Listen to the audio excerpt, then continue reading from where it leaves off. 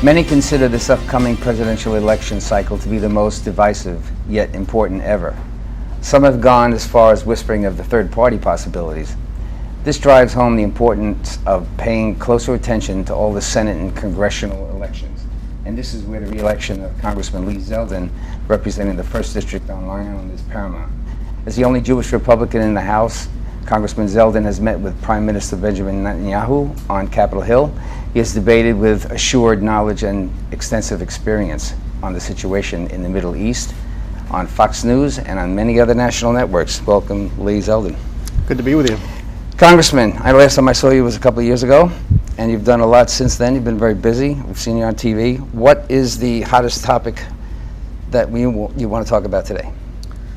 A lot of Americans are concerned about the future of our country, our security, ensuring that we are strengthening our relationships with our friends. We're treating our enemies as our enemies, understanding that they don't respect weakness, they only respect strength. Our service members, when they're sent into harm's way, should only be sent to win or not sent at all. And then when our military returns home, they are treated with the love, dignity, and respect beyond just saying thank you and giving them a hug. We are also ensuring that if they come back with the mental wounds of war and the physical wounds of war and they need a roof over their head or food on their table, that we're providing that on behalf of a very grateful nation. So for me, I think it's incredibly important to improve our safety and our security, take care of our military and our veterans. That's priority number one. You don't feel like, I'm sure, because I know I don't feel like the last 4 to 8 years we've really protected America well, like we should. And there's a certain amount of discomfort everyone has about that feeling. And I expressed it to you before we started the show. I'm nervous about it. I know a lot of people are nervous about it. What can we do? Is it possible for you to suggest anything that'll help us, I guess, get secure again or become more comfortable in our own shoes? This election is really important. I remember 4 years ago, there was a foreign policy question that was asked at a presidential debate. What was the largest geopolitical threat facing the United States? And Mitt Romney said, Russia. And the president said, the Soviet Union called, it's not the 80s anymore, they want their foreign policy back. And people vote maybe because the president had the wittier response. It was quick-witted. People were laughing. But that isn't how we should be choosing who our President of the United States or next President of the United States should be.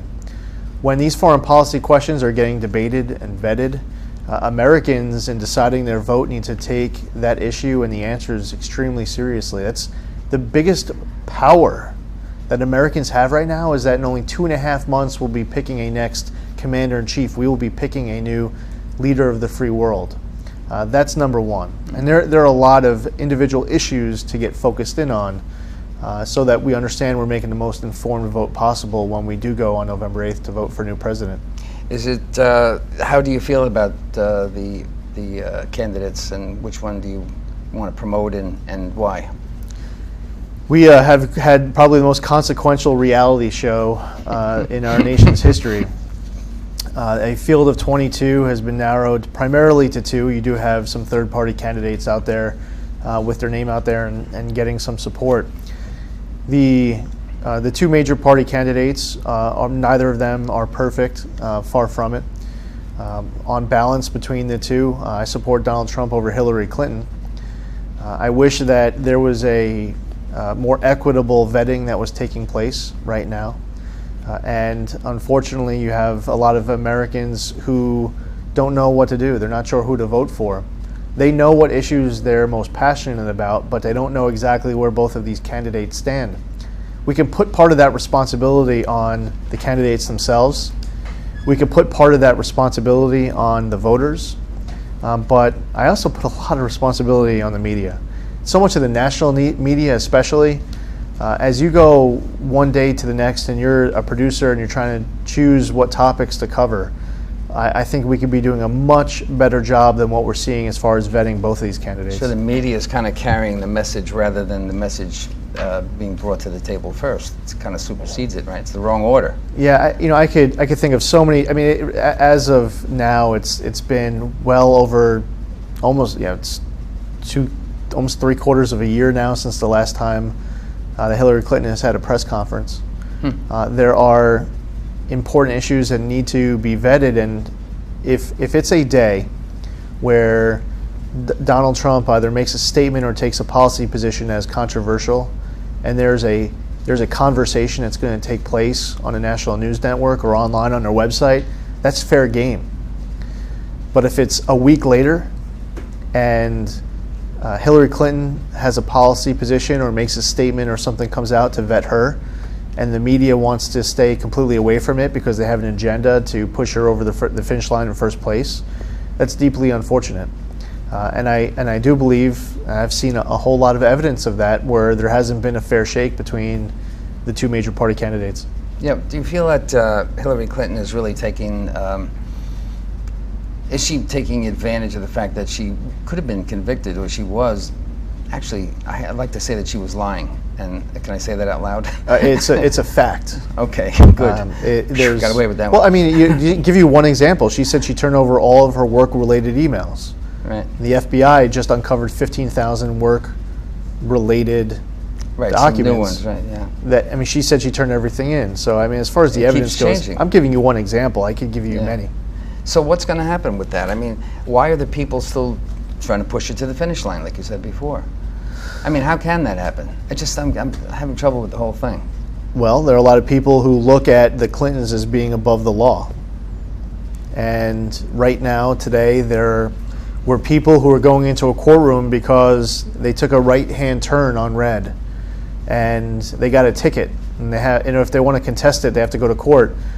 All across this country, so many people walking into courtrooms as defendants for so much less. It says, etched in stone on the Department of Justice, it says, when law ends, tyranny begins.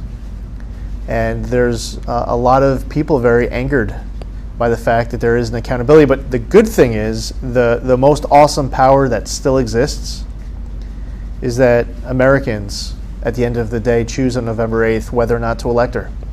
So we ultimately get to decide, all of us, all Americans who go to the polls, get to decide what we want. And there'll be people who will vote for her and not for the opposition. That's what makes this country great. Right. We have to make sure the right people get into office at all levels. Yeah, and our country is having trouble making that decision. Let me make that clear. I've seen people jumping across aisles to try to figure out what to do and how to make that decision.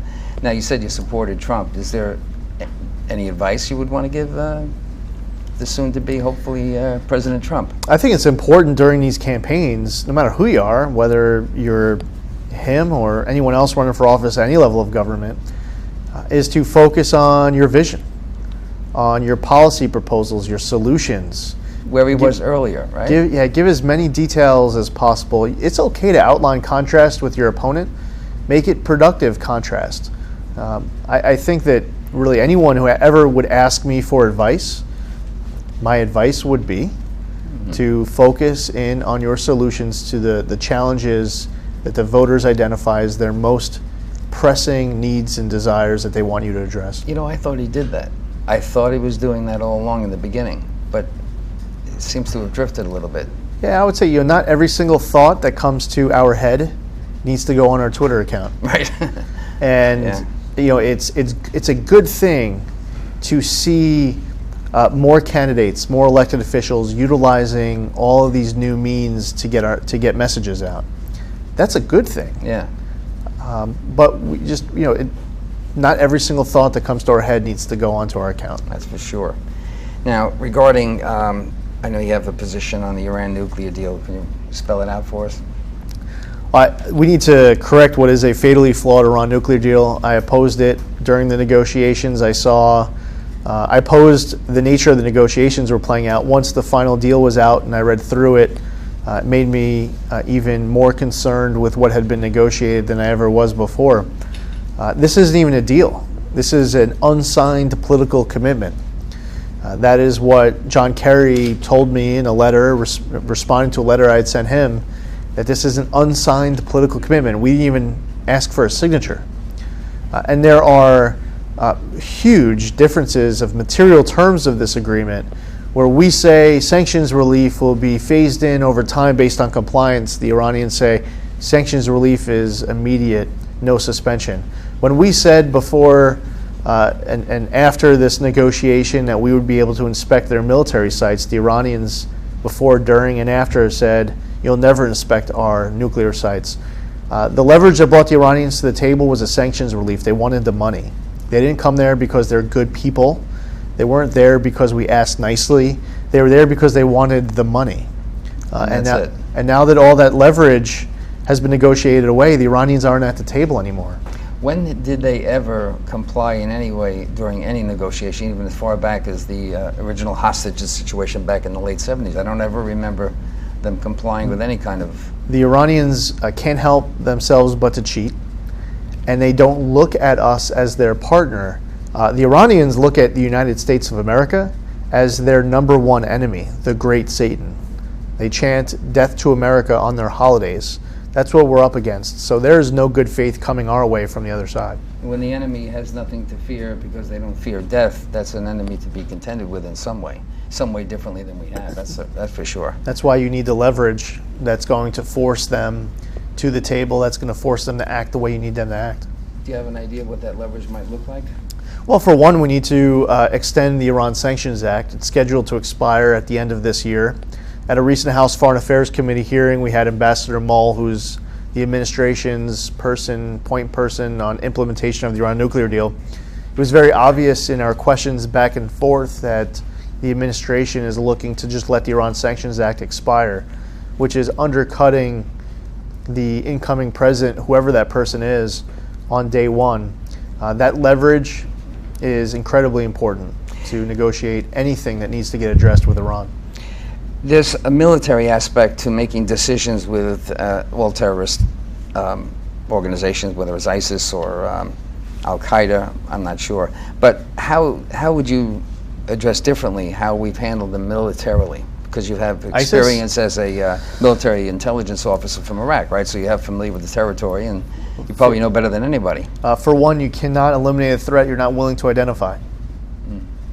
We are facing a threat of radical Islamic extremism that is not just created and has grown, but is spreading like a cancer around the globe.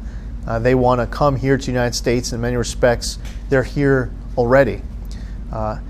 In order to eliminate them, I mean, they're looking to establish a caliphate. They want land. They want that security. And I think what's important in analyzing this militarily is looking at three countries in particular and having a different strategy for each of them: Iraq, Syria, and Libya.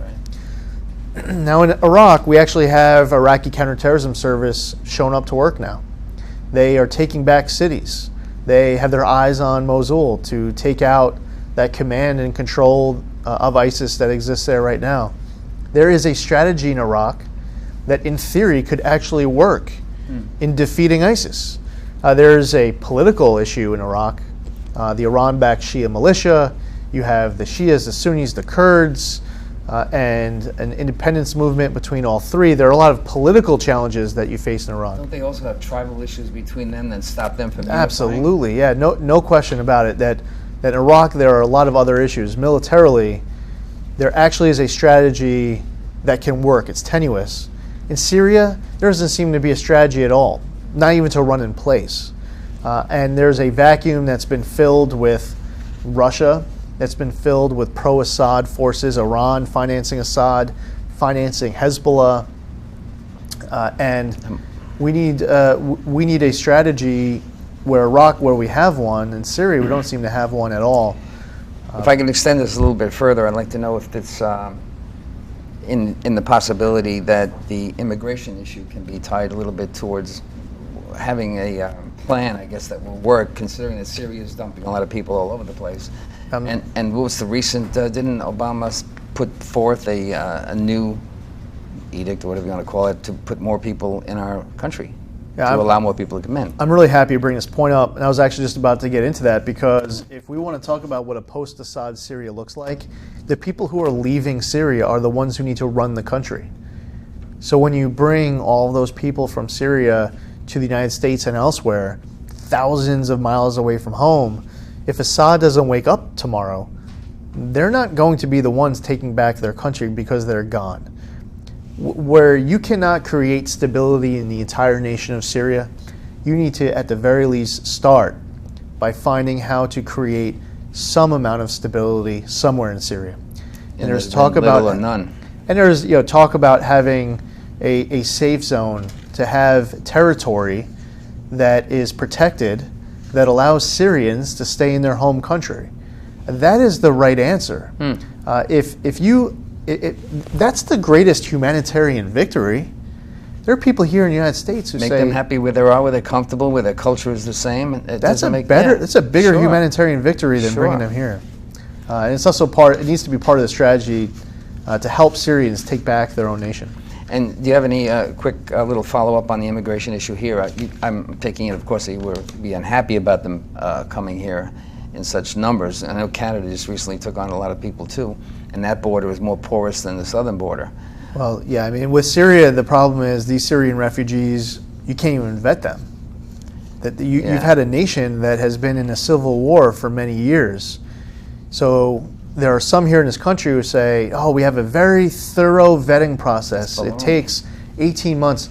There's no documentation on these people. Yeah, so what are you vetting? If 100 people come into this country and only one of them is going to carry out a terrorist attack, you can't allow the 100 people in. I wish that you could just cut out that one person, right, and just take the 99 people.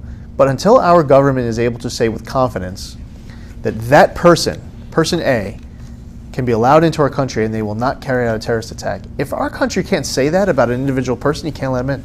I can't imagine how you could vet that situation. Anybody coming from any of those countries, how could you? And that is why we should actually be pursuing what is a larger humanitarian victory, which is allowing them to stay in their homeland and help them to stay there and overcome the challenges that they face there. Is this your idea, or have you been able to share this with other members?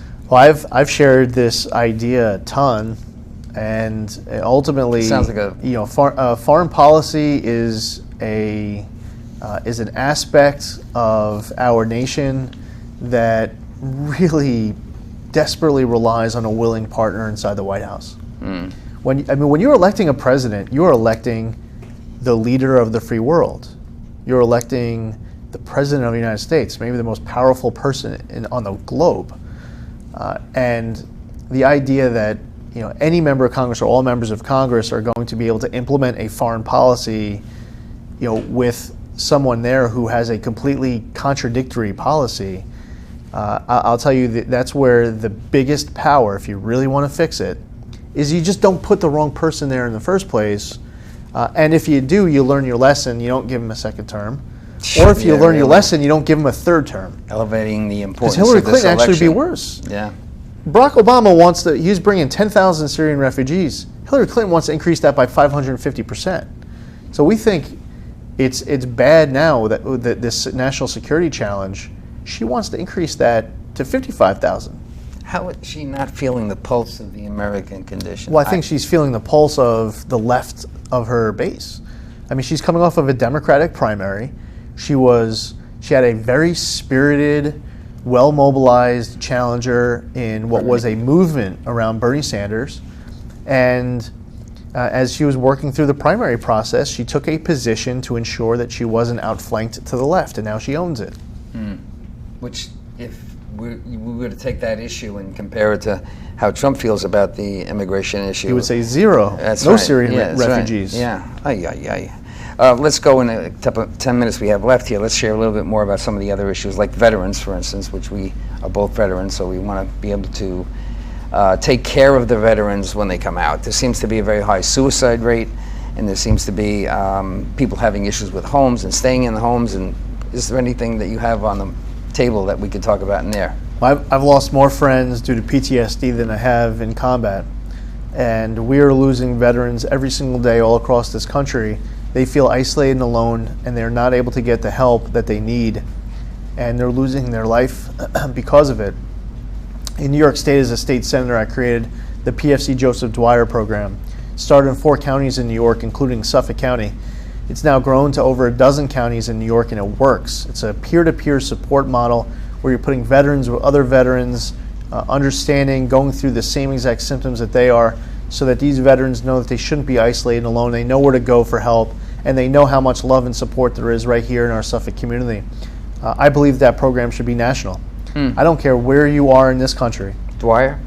The PFC Joseph Dwyer program.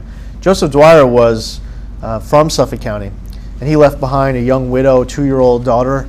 There's an iconic photo of him from the start of the Iraq War. It was on the front cover of international magazines, and but he was right from here in Suffolk, and he's cradling this Iraqi boy, and everyone's seen the photo.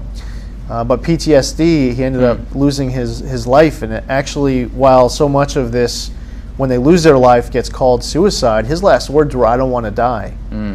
Some of these veterans are looking for temporary relief, and they end up going too far. But I believe that any veteran in any county, anywhere in America, if they wake up tomorrow having brought home the mental wounds of war, and they have nightmares tonight and they're facing demons tomorrow, that they know where to go for help. That at the absolute very least should be step number one to cross over that hurdle. That's really important. They're also losing homes. They're not able to stay focused working. They're completely disoriented, some of these people that you're describing. So that program is going to help in all other areas, right? Like maybe. Yeah, it could keep a marriage together, Yeah. can keep someone in work, can keep them from defaulting on their bills. One of the best ways to help that veteran through is to ensure that they're as stable as possible with all the other challenges they face in life. Okay, let's switch gears a little bit again, go to education. Common Core, when I last spoke to you about it, you were against the Common Core program, but there's still a lot of it in place. What can we do? How do we handle this very difficult problem? People are steering away from it. They're signing out on it. They're taking their kids out of school and not allowing them to take this Common Core program. I had legislation passed, signed into law last December, that allows a state to opt out of Common Core without penalty from the federal government. I also co-sponsor legislation called the Student Testing Improvement and Accountability Act, which would roll back federally mandated testing to pre-No Child Left Behind levels. There's too much federally mandated testing in our schools. I believe in local control, that states, local school districts, parents should have more role over the future of their children's education. The mandates have been a problem for a long time, Lee. I mean, I remember that problem 10, 20 years ago. But they got worse. No Child Left Behind's implementation 15 years ago, we went from having one test in math and English per grade span to one every year. And that tripling of the amount of federally mandated tests, when you add that to state mandated tests, and you add on top of that local assessments as part of APPR and the professional performance review, you have kids are being over-tested in our schools, and our teachers aren't just teaching to tests. In many cases, they're teaching to the wrong tests because of how flawed the implementation of Common Core has been. Is there any hope that that's going to happen soon? Any change will happen soon? It's a state-by-state decision.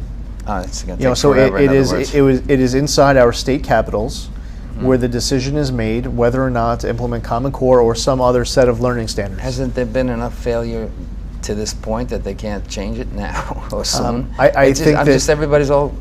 I think that they are at this point hoping that they can get through whatever issues are still left, and at the end of this, on the other side, come out of it having implemented Common Core.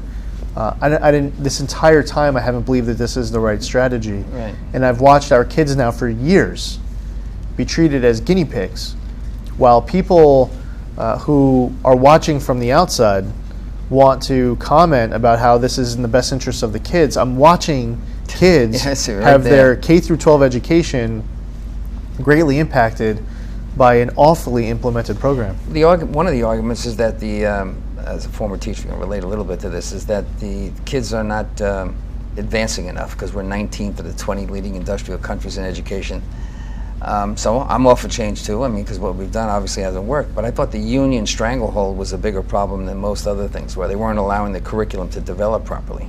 Yeah, I'd rather give teachers the maximum flexibility in the classroom, and they have to be obviously performing to the best of their abilities, but give them flexibility to help individual students grow.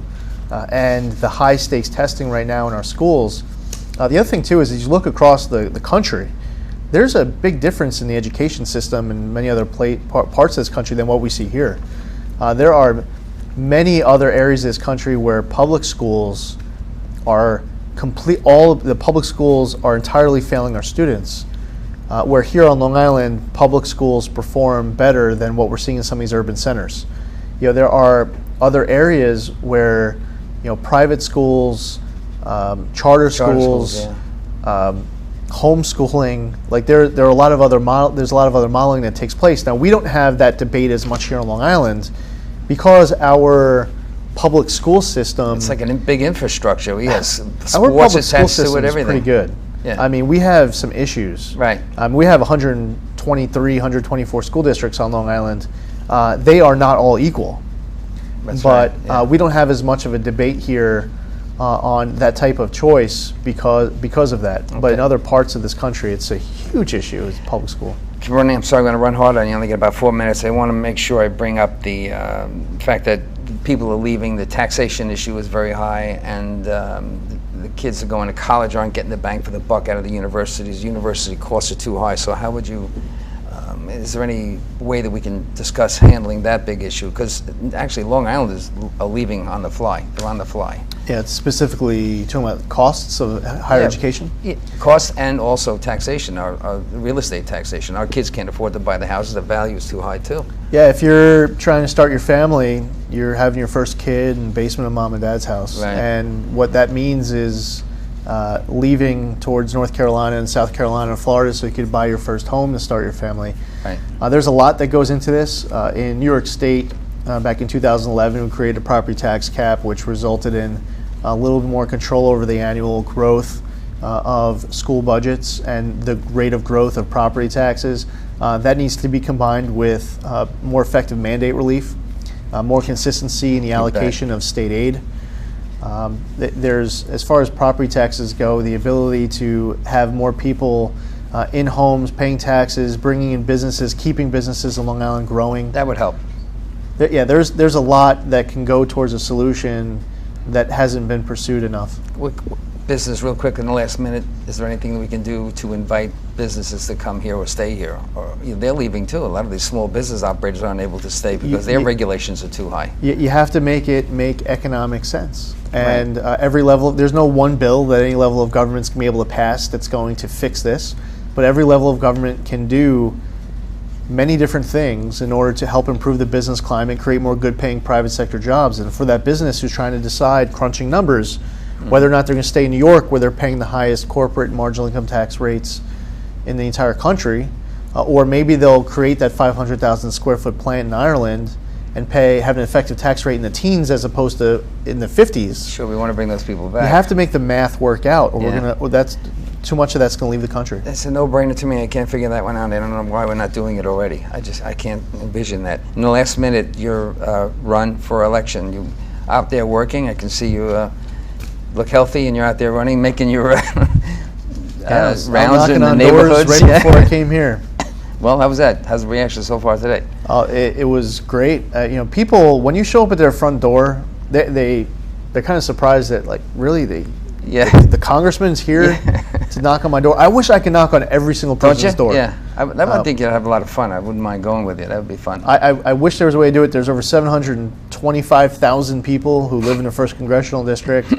I try to get to as many people as I possibly can, but I love it. And there's no better way to ask for someone's vote than in person, showing up at their door, shaking their hand, and asking them. You find out more about them. They're the people that you're representing. Yeah. Thank you very much, Congressman Lee Zeldin. Thank you. You've been watching Gray Matters, the program that brings you back to the history of social changes put in place and energized by the 60s and 70s from the baby boomer generation. We also look at hot-button political and social conditions of our day, measuring the successes and failures of that chronicled time. We hope you continue to watch this program. Thank you very much for watching. We'll see you again next time.